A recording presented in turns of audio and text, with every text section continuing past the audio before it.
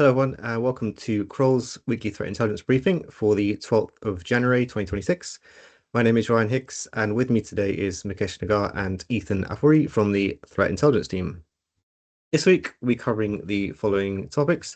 Firstly, I'll be covering malicious LLM Chrome browser extensions and also DCRAT being deployed following blue screen of death social engineering, which has some click fix involved. Mukesh will cover recent Chinese attributed attacks on Taiwan. And lastly, Ethan will be covering TRIDENTLOCKER ransomware. So first up here, Ox Research reported its findings on two malicious Chrome extensions that appeared to mimic legitimate LLM AI extensions. The two malicious extensions names are shown on the screen there. The names are kind of exactly as they appeared in the Chrome store. Combined, the extensions had over 900,000 user downloads and claimed to be from the developer AItopia. However, they were actually mimicking legitimate extensions from that particular company. Also, interesting point, one of them, the top one there, actually had the featured kind of tag on it. So it was kind of raised in searches. So it was kind of becoming higher up in the searches on the Chrome extension search. Within the malicious versions, the actual legitimate behavior existed. So kind of if the user was running and it kind of worked as they thought it would. And that was essentially a sidebar that the user could chat to an LLM and it would kind of give responses and they could format. So kind of an easier way for a user to interact with an LLM. The actor, however, added some additional malicious functionality whereby not just the LLM chats were captured, which was part of legitimate activity, but they also added the functionality where any browser activity was captured by the extension. And that included things like search engine searches, any kind of capturing URL parameters that were browsed to, so things that may contain things like tokens in it, as well as any kind of browse URLs.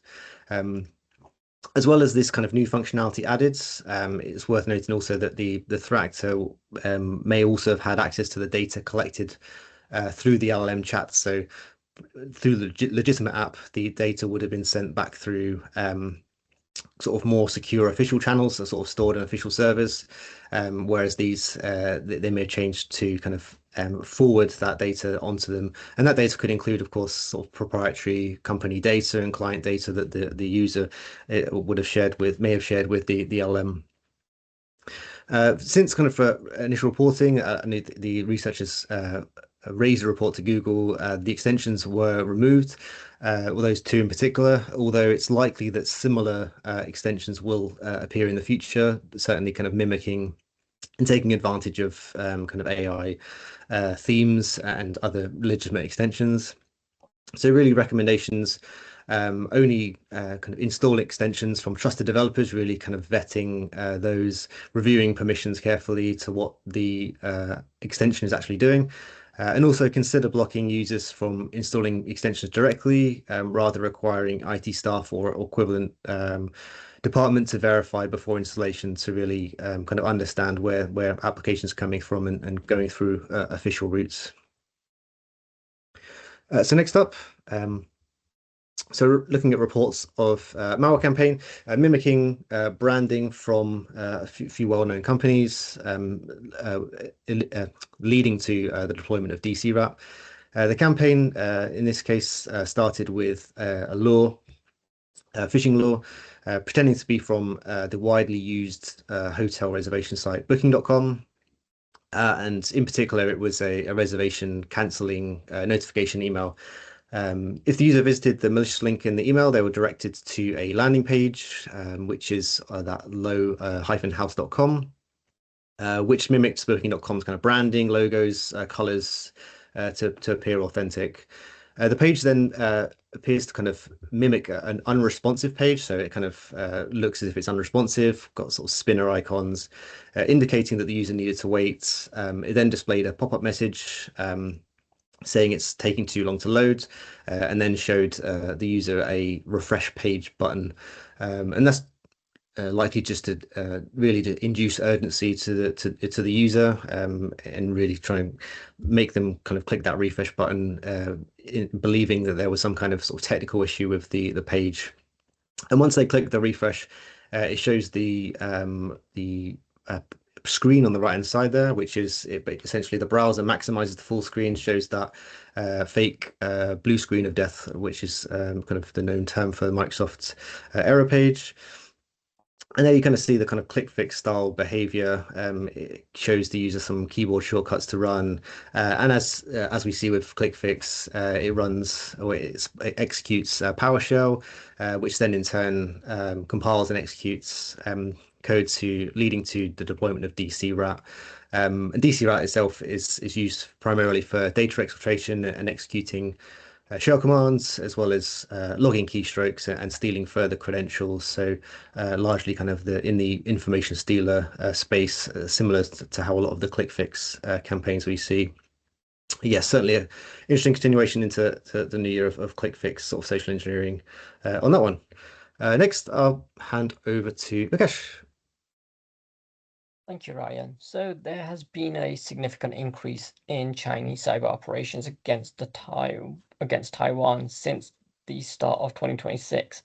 These campaigns are tightly integrated with military exercises and disinformation efforts, forming part of Beijing's hybrid warfare strategy. Daily intrusion attempts remain at record levels, continuing the 2025 trend of over 2.6 million cyber attacks a day. Activity spikes have aligned with politically sensitive events, confirming strategic intent. Now, critical infrastructure has been the primary focus observed here. Energy networks have experienced a significant increase in cyber-related incidents, including probing of industrial control systems and exploitations during scheduled updates.